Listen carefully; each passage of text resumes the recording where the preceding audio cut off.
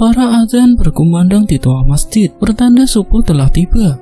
Bagus yang tengah tertidur mendengar suara azan segera langsung terbangun dengan meluruskan tubuhnya terlebih dahulu sebelum bangun untuk meregangkan otot-otot pada tubuh. Lalu dia beranjak bangun menuju ke kamar mandi untuk cuci muka. Dan setelah cuci muka, dia langsung berwudu untuk melaksanakan sholat subuh. Setelah sholat, dia segera mempersiapkan perlengkapan untuk berjualan. Bagus mempersiapkan bahan-bahan bumbu untuk berjualan bubur kacang hijau keliling, seperti membuat santan kelapa yang lalu memasak kacang hijau untuk dijajakan berjualan. Meski usianya masih muda, tapi Bagus tidak malu berjualan bubur kacang hijau keliling karena dia ingin sekali membantu ibunya dan juga kedua adiknya yang masih membutuhkan biaya untuk sekolah. Bagus sudah mencari pekerjaan ke sana kemari, namun tetap saja dia belum mendapatkan pekerjaan. Dan sekarang dia mulai membuka usaha sendiri dengan berjualan bubur kacang hijau keliling. Sudah sekitar 6 bulan dia menganggur setelah lulus sekolah. Dan dia tidak mau menganggur terus-menerus. Akhirnya dia berjualan bubur kacang hijau. Itu pun setiap pagi dibantu oleh ibunya memasak kacang hijaunya. Setiap pagi di dalam rumah Bagus, ibunya sudah beraktivitas. Selain membantu Bagus memasak bubur kacang hijau, Bu Yati juga masak untuk jualannya. Bu Yati berjualan pecel keliling, sedangkan ayah Bagus, ayahnya sudah meninggal dunia akibat kecelakaan yang dialaminya. Waktu itu Bagus masih duduk di kelas 2 SMP. Ayahnya meninggal mengalami kecelakaan pada saat dia bekerja. Ayahnya kala itu berprofesi sebagai supir truk yang membawakan barang-barang produksi dari pabrik. Saat itu ayahnya kecelakaan pada waktu dini hari, sekitar pukul 2 dini hari.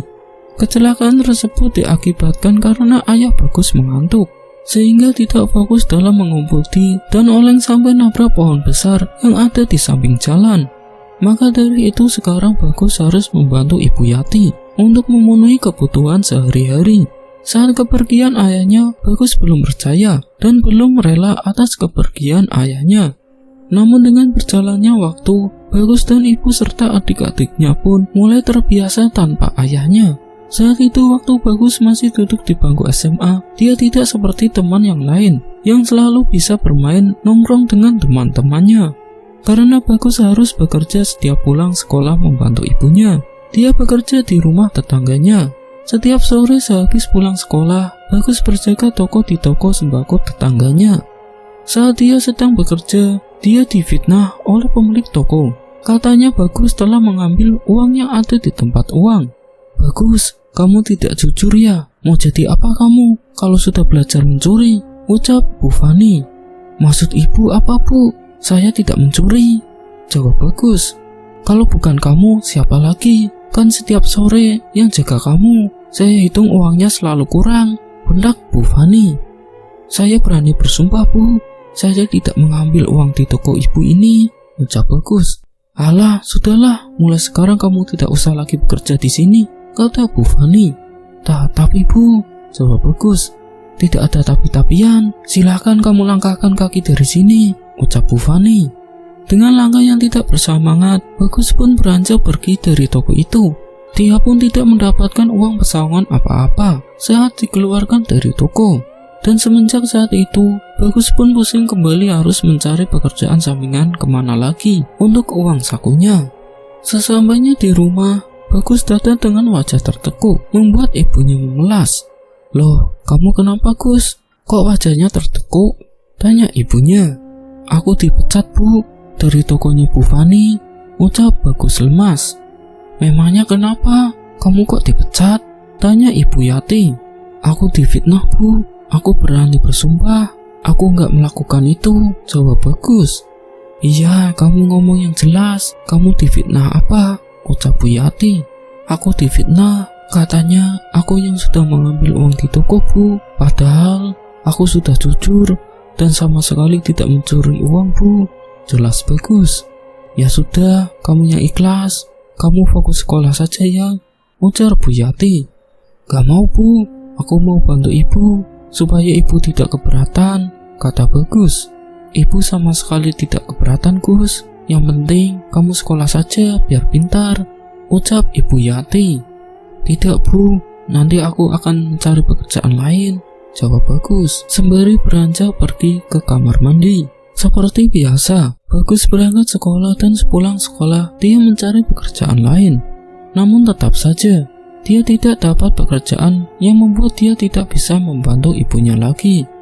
Singkat cerita, akhirnya Bagus pun lulus sekolah. Dia sangat senang karena sudah lulus. Dia segera mencari pekerjaan ke sana kemari untuk membantu ibunya dan kedua adik-adiknya. Dia menguburkan mimpinya untuk bisa melanjutkan kuliah karena tidak ada biaya untuk melanjutkan sekolah. Setelah lulus sekolah, dengan bekal ijazahnya dia mencari pekerjaan ke sana kemari. Namun sudah berbulan-bulan tidak ada satupun perusahaan atau toko-toko yang menerimanya.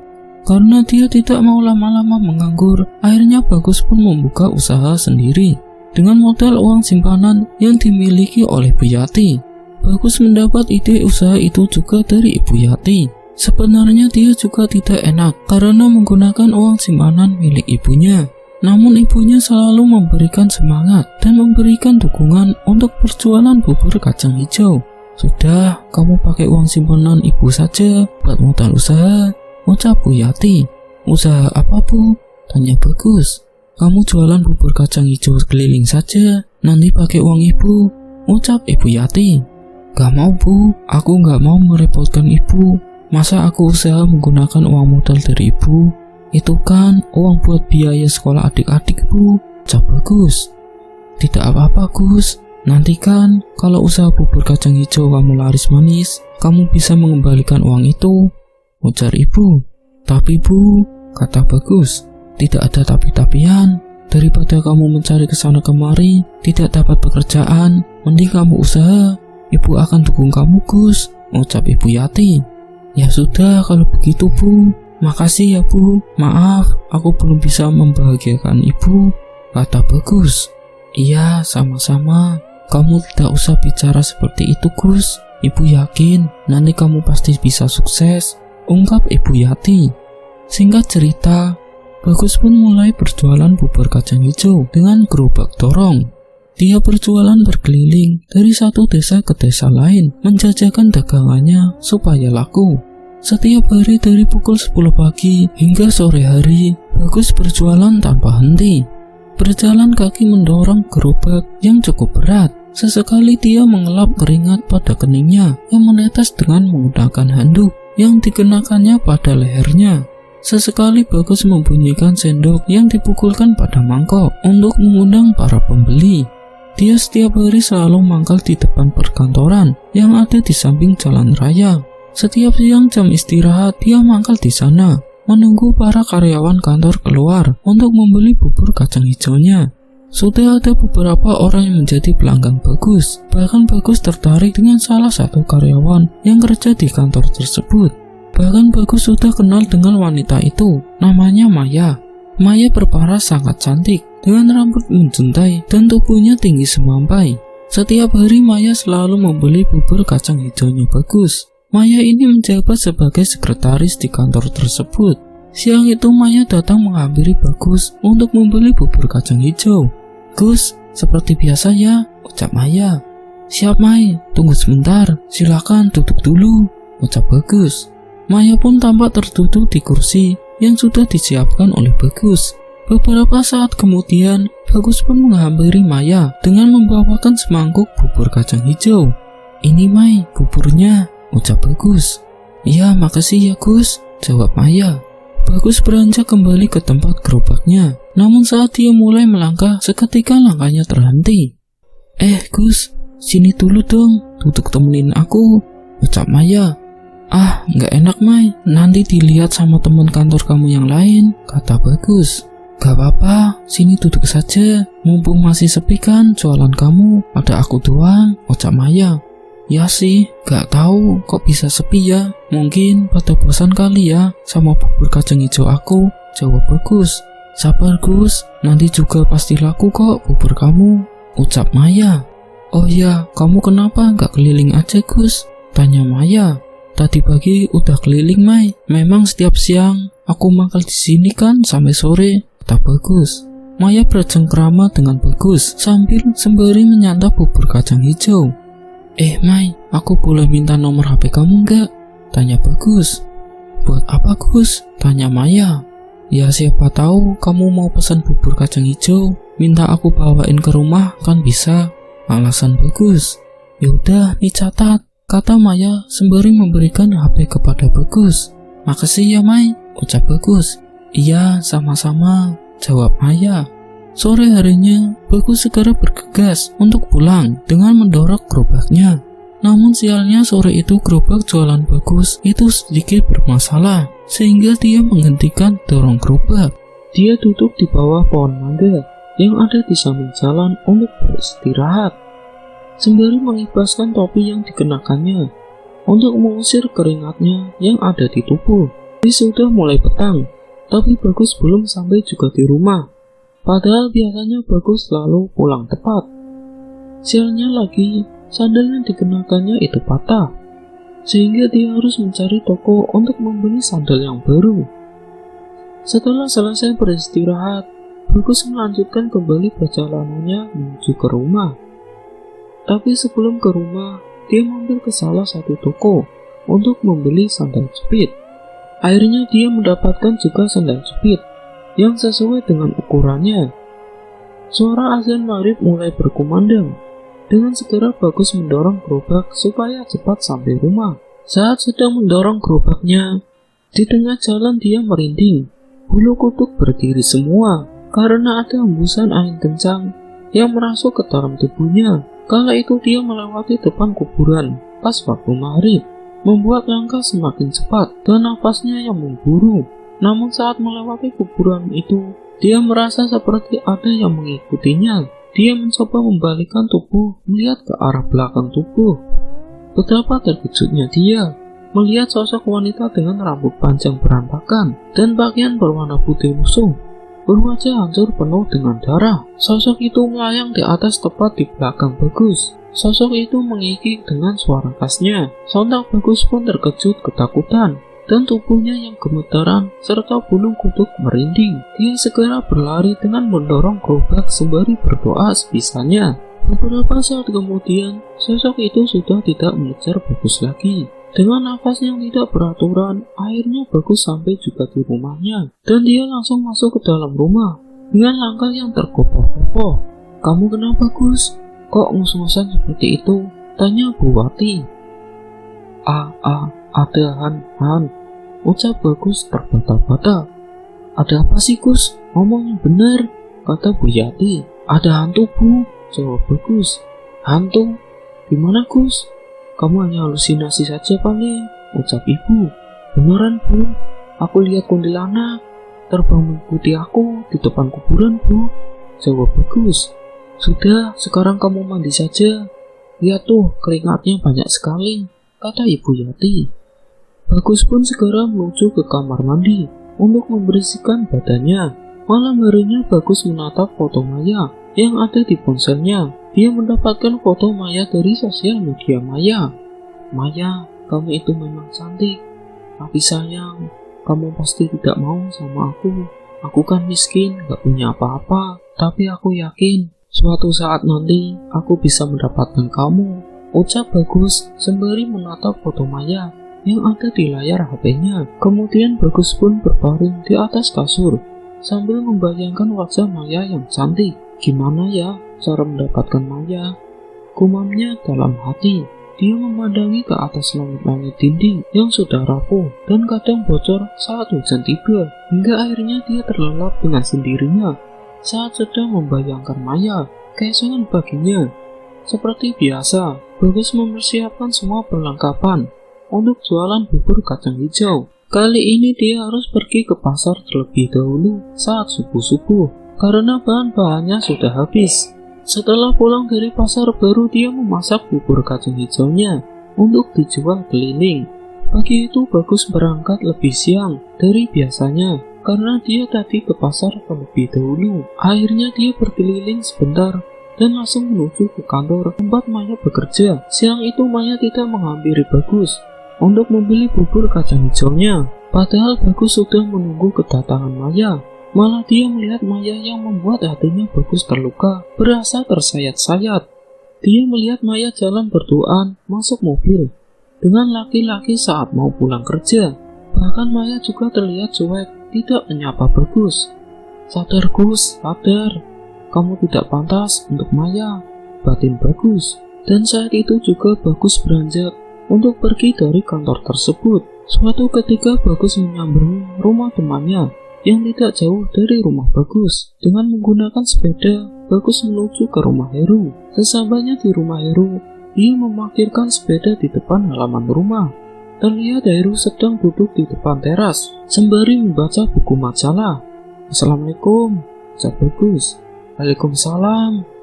Gus, baru kelihatan aja nih, jawab Heru. Ya nih, mumpung libur keliling, jadi main kesini, ucap Bagus. Kamu masih jualan bubur kacang hijau aja, Gus? Tanya Heru. Iya, Her. Kamu sendiri sekarang kerja di mana? Tanya Bagus balik. Aku kerja di pabrik, Gus, jawab Heru. Oh ya, Gus. Kamu mau minum apa? Aku buatkan minum dulu ya, ucap Heru.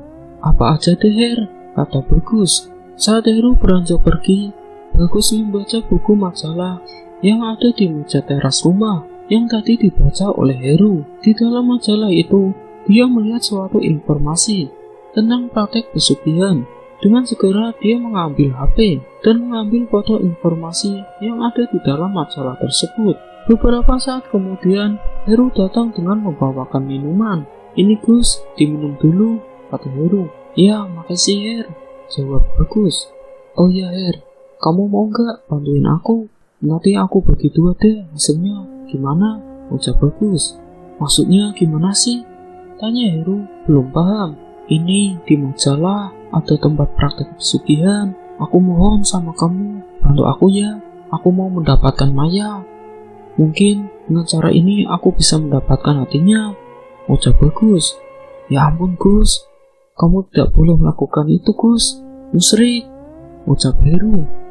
Kamu gak CS sama aku, kata Bagus. Seketika Heru terdiam dan berpikir, oke lah kalau gitu aku bantu, tapi kamu janji begitu hasilnya ya, ucap Heru. Masalah itu tenang saja Her, aman kalau berhasil. Semua yang kamu mau pasti akan aku beri, kata Bagus. Heru dan Bagus benar-benar sudah terjerumus ke dalam lembah hitam yang sangat menyesatkan dan perbuatan yang musyrik yang dibenci oleh Allah SWT. Singkat cerita, keesokan harinya, Heru dan Bagus berangkat menuju ke tempat yang ditujunya dengan perjalanan sekitar 3 jam. Dengan menggunakan motor milik Heru, mereka melewati jalanan hutan yang sangat sepi dan hanya melewati jalan setapak saja. Ini yang benar Gus, masa kita pergi ke tempat seperti ini? Tanya Heru memastikan. Benar Her, ini sesuai kok sama alamat yang ada di dalam majalah, kata Bagus. Udah, jalan aja, ikuti alamat ini saja, timbal Bagus. Beberapa saat kemudian, mereka pun sampai juga di tempat yang dituju. Mereka melihat sebuah rumah yang berdiri di tengah hutan. Rumah itu terlihat reot terbuat dari bambu. Kamu yakin ini rumahnya Gus? Tanya Heru. Iya yakin, ini sesuai kok sama alamatnya. Rumahnya berada di samping sungai, ucap Bagus. Udah, kita langsung masuk aja, kata Bagus. Mereka berdua pun berjalan dengan terkopoh-kopoh menuju ke teras rumah. Tok, tok, permisi, ucap Bagus. Sesekali mereka berdua mengintip dari jendela rumahnya yang ada di samping pintu. Sepi Gus, gak ada orang, kata Heru. Masa sih kita ketok lagi aja pintunya, ucap Bagus. Tok, tok, tok. Beberapa saat kemudian pemilik rumah itu pun keluar dari dalam rumah. Seorang wanita paruh baya berjalan bungkuk membawa tongkat. Ada apa kalian datang kemari? Tanya Mbah Ona. Sebelumnya kenalin dulu Mbah, saya Bagus dan ini teman saya Heru Mbah, ucap Bagus. Masuk, ucap Mbah Ona ketus. Mereka berdua pun dengan langkah perlahan-lahan berjalan mengekor di belakang Mbak Ona. Lalu mereka duduk berhadapan di tikar yang sudah disediakan. Jadi gini Mbah, saya mau merubah nasib saya menjadi kaya raya dengan pesugihan yang ada di sini, ucap Bagus menjelaskan. Seketika Mbah Ona tertawa terbahak-bahak. Mendengar apa yang diucapkan oleh Bagus, pesugihan Nyai Puspo Cempoko tidak mudah dilakukan. Ada syarat dan ritual yang harus kamu lakukan, kata Mbah Ona. Apa syaratnya, Mbah? Tanya Bagus. Syaratnya kamu harus siap menikah dengan Nyai Puspo Cempoko dan kamu akan menjadi bujang selamanya, ucap Mbah Ona. Tapi Mbah, jawab Bagus, tidak ada tapi-tapian. Memang seperti itu syaratnya, kata Mbah Ona. Baik Mbah, kalau begitu saya siap, jawab Bagus mantap. Seketika Heru mencolok Bagus dan berbisik kepada Bagus dengan iri. Gus, kamu yakin mau melakukan ini? Ini serem banget loh, ucap Heru lirih. Udah, tenang saja, kamu tinggal lihat saja, kata Bagus. Gimana? Apakah kamu siap untuk syarat yang pertama? Tanya Mbah Ona. Ya Mbah, saya siap, jawab Bagus dengan mantap. Bagus melakukan ini karena dia ingin menjadi kaya raya dan bisa mendapatkan hatinya Maya, dan juga ingin membantu ibunya. Syarat yang kedua, kamu harus melakukan puasa muti selama 7 hari, dan ditambah puasa ngableng selama 1 hari. Puasa itu dimulai pada hari Selasa Kliwon. Lalu, kamu harus menyiapkan ayam hitam dan sesajen lain, ucap Mbah Ona. Baik Mbah, akan saya penuhi semuanya. Lalu, ritualnya bagaimana Mbah? Tanya Bagus. Ritualnya nanti saja. Yang penting kamu melakukan puasa muti saja dulu. Dan nanti kamu datang lagi ke sini pada saat hari puasa ngableng, ucap Mbah Ona. Baik Mbah, kalau begitu kami pamit pulang dulu, jawab Bagus. Mereka berdua pun akhirnya beranjak pergi pulang, mengendarai motor dengan melewati jalanan hutan yang tadi siang mereka lewati. Malam itu mereka melewati jalan setapak di tengah hutan dengan cahaya dari lampu motor. Hati-hati Gus, ucap Bayu. Kali ini Bagus yang mengemudikan motornya, sedangkan Heru bonceng di belakang. Saat di tengah perjalanan pulang, Heru tiba-tiba merinding. Bulu kuduknya berdiri semua. Gus, aku kok takut ya, ucap Heru. Takut kenapa ah? Sudah, nggak ada apa-apa kok, kata Bagus menenangkan. Namun beberapa saat kemudian, Bagus pun merasakan bulu kuduknya berdiri. Akan tetapi Bagus berusaha untuk tetap tenang dan berharap tidak ada apa-apa. Saat dia melihat ke arah spion pada motor, dia sangat terkejut melihat ada sosok kuntilanak yang terbang di atas Heru. Sosok wanita itu berambut panjang acak-acakan dengan pakaian putih lusuh serta suara ketawa yang mengikik. Lalu Bagus pun mempercepat laju motornya untuk segera sampai ke rumah. Tapi sialnya tiba-tiba saja motornya mogok di tengah jalan, membuat mereka tambah ketar-ketir. Tubuhnya yang gemeteran keringat dingin mulai bercucuran, dan nafas yang tidak beraturan. Mereka berdua turun dari motor untuk mengecek mesin motornya. Aduh, gimana ini Gus? Takut kuntilanak itu ngikutin kita lagi, ucap Heru ketakutan. Masa iya kita harus lari Her? Terus motor kamu mau ditinggal gitu di sini? Kata Bagus. Ya nggak gitu juga Gus. Udah kita cek dulu ini motor kenapa. Padahal biasanya nggak pernah mogok seperti ini, ucap Heru. Kamu aja Her, aku kan nggak tahu tentang mesin motor, kata Bagus. Dalam rasa ketakutannya, Bagus dan Heru segera memperbaiki motor. Dan beberapa saat kemudian, sosok itu pun menghilang entah kemana. Di saat yang bersamaan, saat sosok itu menghilang, anehnya motor Heru bisa dihidupkan kembali. Ah, giliran sosok itu pergi, baru nyala. Sialan, ucap Heru kesal. Dah, ayo jalan lagi, kata Bagus. Singkat cerita, Bagus mulai melakukan puasa muti, yang sudah menjadi syarat awal saat akan melakukan pesugihan Nyai Puspo Cempoko. Beberapa hari kemudian, Bagus pun meminta diantar lagi oleh Heru untuk mencari ayam hitam dan juga beberapa perlengkapan sesajen. Mereka berdua pergi ke pasar untuk mencari ayam hitam, namun sangat langka sekali ayam hitam dijual di pasaran, sehingga Bagus hanya mendapatkan beberapa sesajen saja di pasar. Dia mendapatkan sesajen seperti kemenyan, kembang 7 rupa, juada pasar, jajanan tradisional, kelapa muda, dan pisang hijau. Gimana nih Her? Kamu tahu gak di mana kira-kira penjual ayam hitam itu? Tanya Bagus. Ya mana aku tahu Gus, aku juga gak tahu kayak gituan, kata Heru. Bantu aku napa Her, kamu tanya-tanya sama temen kamu kek, apa gimana? Tinggal beberapa hari lagi nih, ujar Bagus. Iya deh, nanti aku coba tanya sama temen aku, tapi aku tidak janji ya, kata Heru. Nah gitu dong, makasih ya Her, ucap Bagus. Namun Heru langsung memutar kedua bola matanya, malas mendengar apa yang dikatakan oleh Bagus. 5 hari telah dilakukan puasa mutih oleh Bagus dan berjalan dengan lancar. Tinggal 2 hari lagi, dia harus segera mendapatkan ayam hitam itu. Bagus pun mengajak Heru untuk mencari ayam hitam ke pasar yang ada di kota lain, karena Heru juga tidak mendapatkan informasi dari temannya. Namun sudah semua pasar dia cari, bahkan ke peternakan ayam sudah mereka datangi, tapi belum dapat juga ayam hitam yang mereka cari. Saat perjalanan pulang, Heru dan Bagus tiba-tiba saja berpapasan dengan seorang kakek tua. Kakek tua itu menyapa kepada mereka. Nak, kalian sedang mencari ayam hitam ya? Bapak tahu tempatnya, ucapnya seketika. Sontak Heru dan Bagus terperanjat mendengar ucapan kakek tua itu. Loh, kakek kok tahu kalau kita masih mencari ayam hitam? Kakek tahu dari mana? Tanya Bagus. Namun kakek tua itu hanya tersenyum kepada Bagus dan Heru.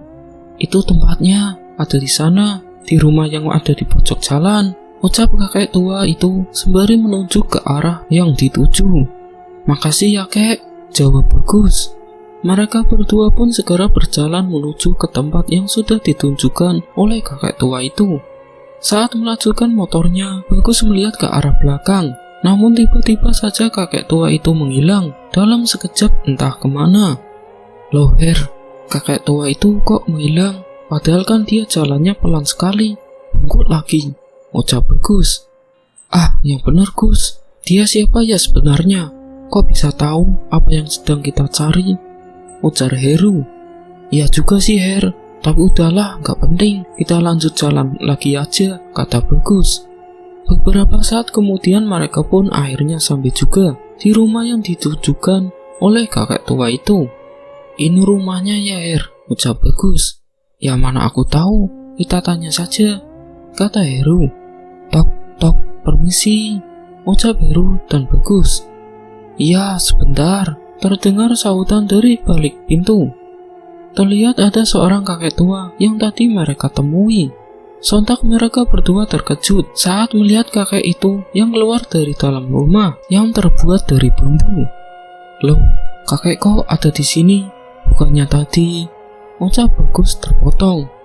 Tunggu bentar, saya ambilkan ayam hitamnya dulu, kata kakek tua itu. Iya kek, jawab Bagus. Mereka berdua sangat keheranan dengan apa yang terjadi. Beberapa saat kemudian, kakek tua itu pun kembali dengan membawa ayam hitam. Ini ayamnya, ucap kakek sembari memberikan ayam hitam kepada Bagus. Makasih kek, ini berapa harganya? Tanya Bagus. Namun kakek tua itu tidak mau dibayar, hanya memberikan ayam hitam itu begitu saja kepada Bagus. Sudah, bawa saja, tidak usah bayar, ucapnya. Loh kek, saya jadi tidak enak kalau begini, jawab Bagus. Tidak usah banyak bicara, bawa saja, ujar kakek. Ya sudah, kalau begitu kami pamit pulang dulu ya kek, makasih, kata Bagus. Entah sangat mudah sekali apa yang mereka dapat dengan jalan yang tidak diduga. Singkat cerita, Bagus dan Heru datang kembali ke rumahnya Mbak Ona dengan membawa perlengkapan yang sudah disiapkan saat itu. Bagus masih melakukan puasa ngableng. Ini Mbah, syaratnya sudah saya siapkan semuanya, ucap Bagus. Bagus, jawab Mbak Ona. Sesajen itu ditata rapi oleh Mbak Ona di nampan yang terbuat dari anyaman bambu. Dan saat itu juga ayam hitam langsung disembelih oleh Mbak Ona dan diambil darahnya. Kemudian darah ayam hitam itu diletakkan di dalam mangkuk. Kemenyan sudah dibakar oleh Mbak Ona dengan mulut berkomat-kamit membaca mantra di dalam ruangan ritual. Sedangkan Heru dan Bagus sangat ketakutan melihat apa yang dilakukan oleh Mbak Ona. Hembusan angin kencang masuk ke dalam ruangan yang membuat bulu kuduk mereka merinding berdiri semua. Beberapa saat kemudian Mbak Ona pun selesai membacakan mantranya. Setelah ini, kamu harus mandi kembang terlebih dahulu, ucap Mbak Ona. Bagus dan Mbak Ona pergi ke belakang rumah yang sudah terdapat air kembang 7 rupa sudah disiapkan. Kamu jongkok, perintah Mbak Ona. Tanpa berkata apa-apa, Bagus mengikuti saja apa yang diperintahkan oleh Mbak Ona. Dengan perlahan-lahan Mbak Ona mengguyur air kembang 7 rupa itu di atas kepala Bagus sembari membacakan mantranya. Singkat cerita, Bagus diantarkan oleh Mbak Ona ke sebuah makam keramat yang ada di dalam hutan untuk melakukan ritual, sedangkan Heru dia menunggu di rumah Mbak Ona. Bagus berjalan menyusuri jalan setapak dengan obor yang dibawanya sebagai penerangan. Semua sesajen juga dibawa semua untuk melakukan ritual. Beberapa saat kemudian, akhirnya Bagus dan Mbak Ona pun sampai juga di makam keramat. Lalu Bagus duduk bersila di bawah pohon besar, pohon keramat. Kemenyan sudah mulai dibakar, asapnya mulai mengepul dengan bau yang khas, menyeruak masuk ke dalam hidung. Bagus diberikan mantra oleh Mbak Ona, lalu dia ditinggal sendirian di dalam makam keramat tersebut. Ingat, kamu jangan menoleh ke belakang saat kamu mendengar suara apapun itu atau gangguan apapun itu, ucap Mbak Ona. Bagus pun mengangguk mendengarkan ucapan dari Mbak Ona. Ritual ini dilakukan pada saat malam Jumat Kliwon. Bagus mulai merapalkan mantranya dengan mulut yang berkomat-kamit. Tiba-tiba dia mendengar ada suara tapakan kaki dari belakang tubuhnya. Namun Bagus tidak menghiraukan itu. Serak, serak. Sesuai apa yang sudah diperintahkan oleh Mbak Ona, dia terus merapalkan mantranya. Meskipun tubuh dia sangat gemeteran, dengan keringat dingin yang mengalir, serta bulu kuduk yang merinding. Beberapa saat kemudian, suara itu lenyap, dan dibarengi dengan hembusan angin kencang yang tiba-tiba menghampiri ke arah pohon yang ada di hadapannya. Pohon itu bergerak-gerak dengan cukup kencang, padahal Bagus melihat ke arah pohon yang lain terlihat terdiam tidak bergerak sama sekali. Tiba-tiba saja dari pohon itu terlihat cahaya terang memancar, dan keluarlah seorang wanita yang sangat cantik jelita, mengenakan kebaya Jawa dengan sanggul serta mahkota yang ada di kepalanya, membuat terlihat sangat cantik.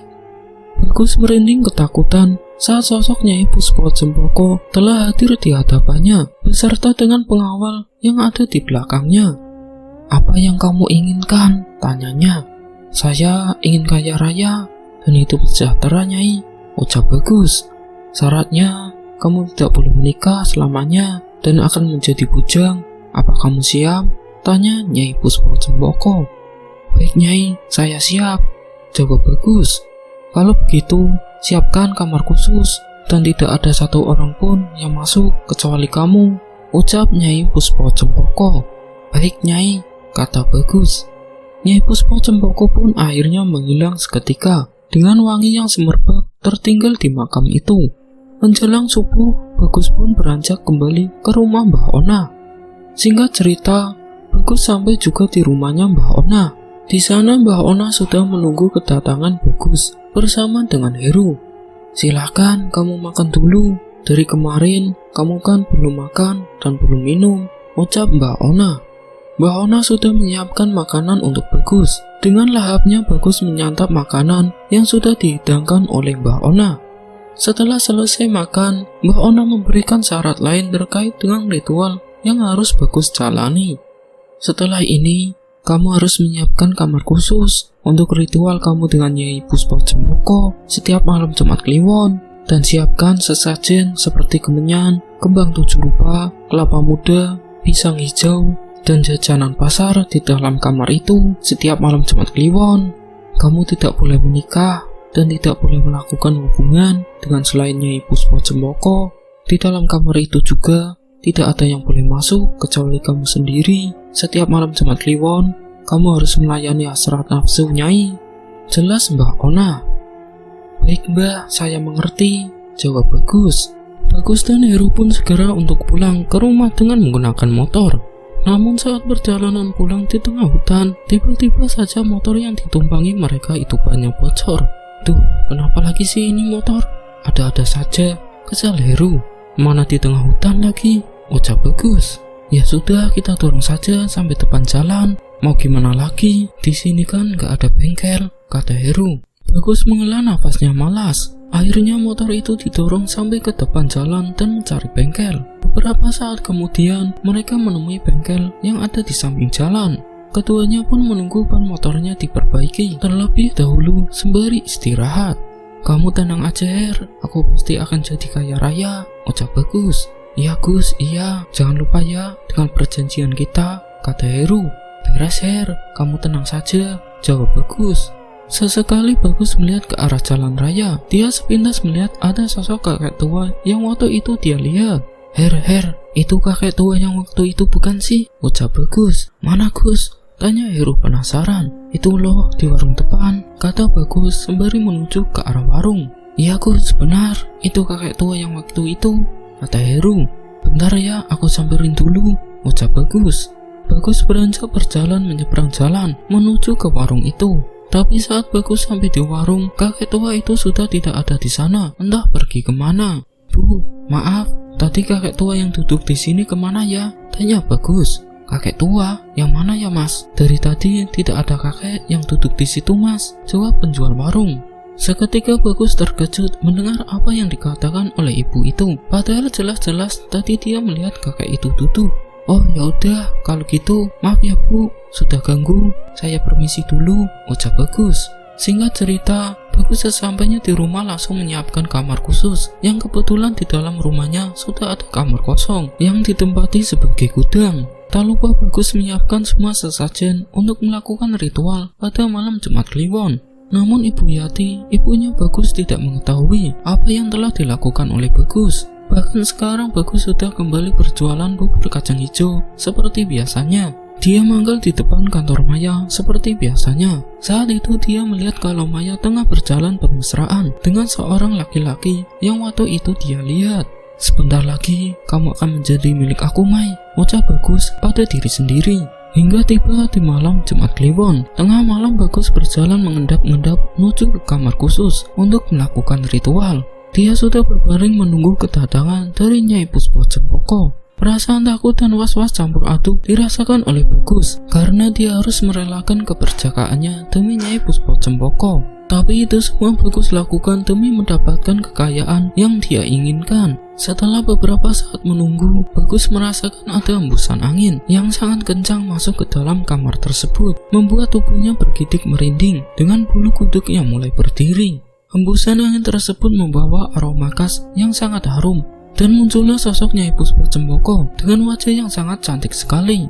Dengan perlahan-lahan Nyai Puspo Cempoko menghampiri ke arah ranjang Bagus. Bagus pun dengan segera melayani hasrat nafsu sang Nyai, apalagi dengan Nyai yang sangat cantik. Dia juga ikut bernafsu untuk melakukan hubungan badan dengan Nyai Puspo Cempoko.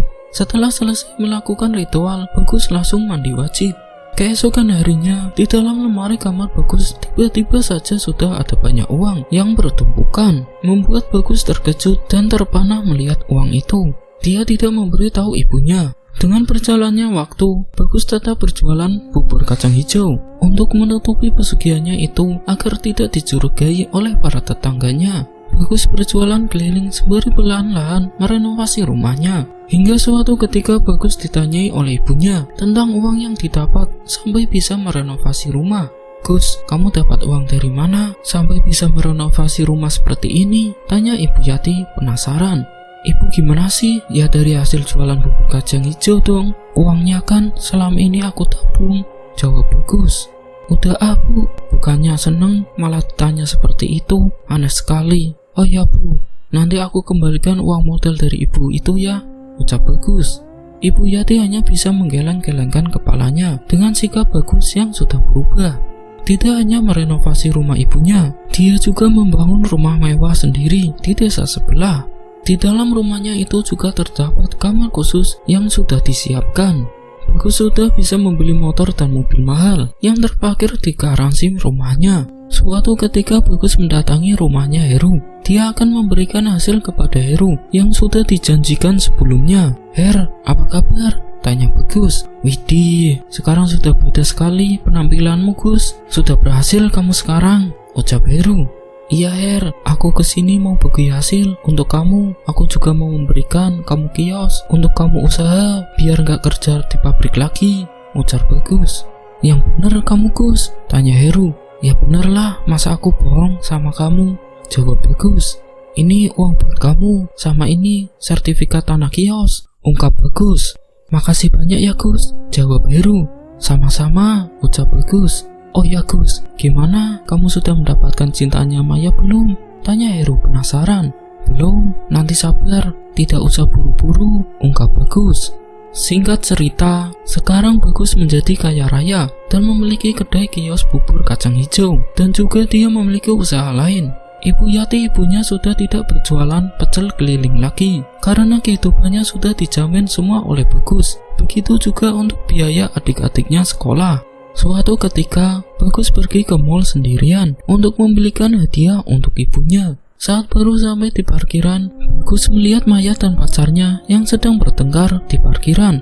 Wah, ini kesempatan aku untuk mendapatkan Maya nih, batin Bagus. Dengan segera Bagus beranjak pergi menghampiri Maya dan pacarnya untuk melerai. Ada apa ini? Tanya Bagus. Kamu siapa? Gak usah ikut campur ya, ucap pacar Maya. Aku temannya Maya, kenapa kamu kasar sekali sama perempuan? Ucap Bagus memberanikan diri. Sudah, sana pergi, timpal Bagus. Kurang ajar, kamu gak usah ikut campur ya, ucapnya naik hitam. Dan sebuah bogem tangannya mendarat ke arah wajah Bagus. Sudah, stop, lebih baik kamu pergi sekarang, ucap Maya kepada pacarnya. Awas lo ya, ancamnya. Bagus, kamu gak apa-apa? Tanya Maya. Ayo kita duduk dulu di sana, ucap Maya.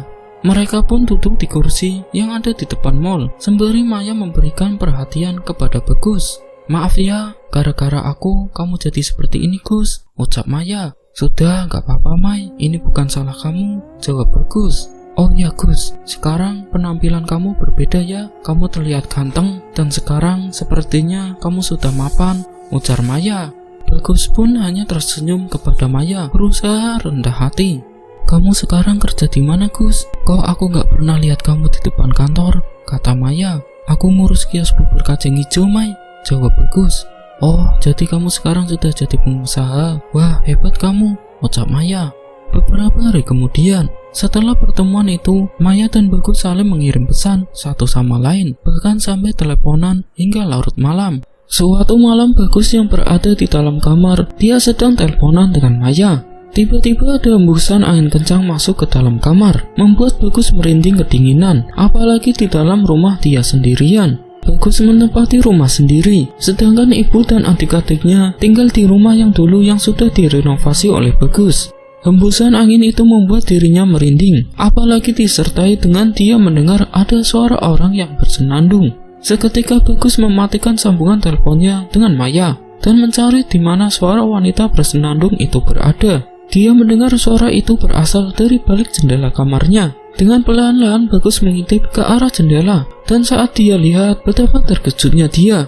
Di kebun depan jendela sudah ada sosok kuntilanak yang membelakangi Bagus dan sesekali membalikkan wajah hingga 180 derajat memutar dan menghadap ke arah Bagus. Sosok itu sangat menyeramkan dengan kedua mata yang melotot dan lihat putih semua, serta penuh darah di seluruh wajahnya. Sontak Bagus terkejut hingga terjatuh terpental karena kaget. Nafasnya sangat memburu dengan jantung yang berdegup dengan kencangnya.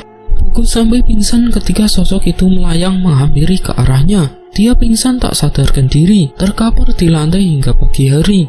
Di dalam rumahnya dia memiliki pembantu dan ada satpam yang berjaga di pos depan. Pembantunya itu saat masak di dapur malam-malam selalu mendengar ada suara wanita yang menyinden, membuat bulu kuduk pembantu tersebut merinding. Singkat cerita, sekarang Maya dan Bagus sudah menjalin hubungan. Maya sudah putus dengan pacar yang sebelumnya. Mereka selalu berjalan bersama kemana-mana. Bahkan apa yang diinginkan oleh Maya selalu Bagus turuti apapun itu. Heru juga sekarang sudah ikut sukses dengan usaha yang dijalaninya berkat Bagus. Namun Heru setiap malam juga selalu diganggu oleh sosok-sosok yang menyeramkan di rumahnya. Suatu ketika saat Heru tengah masak mie instan di dapur malam-malam, dia mendengar suara tapakan kaki yang terdengar jelas di telinganya. Plak, plak, plak. Namun dengan refleks dia melihat ke arah belakang. tapi tidak ada siapa-siapa. Seketika bulu kuduk Heru pun merinding. Dia pun tidak melanjutkan masak mie instannya. Untungnya mie belum sempat direbus. Dengan berlari terkopoh-kopoh, Heru masuk kembali ke dalam rumah. Karena dia tahu semua sudah tidur dan hanya Heru saja yang masih terjaga belum tidur karena lapar tengah malam, sehingga dia masak mie. Karena takut, dia pun mengurungkan niatnya untuk masak mie dan kembali ke kamar. Sesampainya di kamar, dia mendengar ada suara yang mengetuk pintunya. Dia mencoba berpikir positif, mungkin itu adik atau ibunya. Tok, tok, tok. Akhirnya dengan langkah perlahan-lahan dan perasaan takutnya, dia membukakan pintu kamarnya. Dan saat pintu dibuka, betapa terkejutnya Heru melihat sosok pocong yang berdiri di depan pintu dengan bau bangkai. Sosok itu menatap dengan tatapan kedua mata yang melotot, serta mulut yang terbuka dengan lebar. Sontak Heru terkejut dan langsung berteriak. Saat itu juga Heru ambruk pingsan di ambang pintu. Dia tak sadar hingga pagi hari. Di sisi lain, Bagus masih tetap melakukan ritual setiap malam Jumat Kliwon dengan ritual bersetubuh dengan Nyai Puspa Cempaka. Bagus tidak melupakan ritual itu untuk mendapatkan kekayaan yang bertambah. Malam ini malam Jumat Kliwon, Bagus sudah siap menunggu kedatangan Nyai Puspa Cempaka di dalam kamar ritual. Bahkan dia sudah menyiapkan semua sesajen untuk ritualnya. Dan setelah beberapa saat Bagus menunggu kedatangannya, akhirnya hembusan angin masuk ke dalam ruangan, disertai dengan wangi yang sangat menyeruak di dalam hidung. Bagus yang sudah terbiasa sudah tidak ketakutan lagi seperti pertama kali. Sekarang dia malah merasa senang karena selalu mendapatkan kepuasan sendiri. Terlihat Nyai Puspa Cempaka yang sangat cantik sekali dengan kebaya yang dikenakannya. Malam itu Bagus mulai melakukan hubungan dengan Nyai Puspa Cempaka. Singkat cerita, Bagus selalu digunjingkan para tetangganya. Bahkan Ibu Yati tidak terima dengan gunjingan tetangganya. Karena yang Bu Yati tahu kalau Bagus bisa kaya raya seperti ini karena usaha yang dia rintis.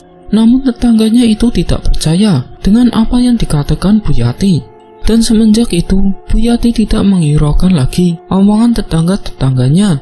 Suatu ketika, Bu Yati dengan kedua adik Bagus main ke rumahnya Bagus. Dan tidak sengaja adik bungsunya masuk ke dalam kamar khusus itu. Dan setelah itu adiknya Bagus menghilang entah kemana. Sudah dicari ke sana kemari, namun tidak ketemu.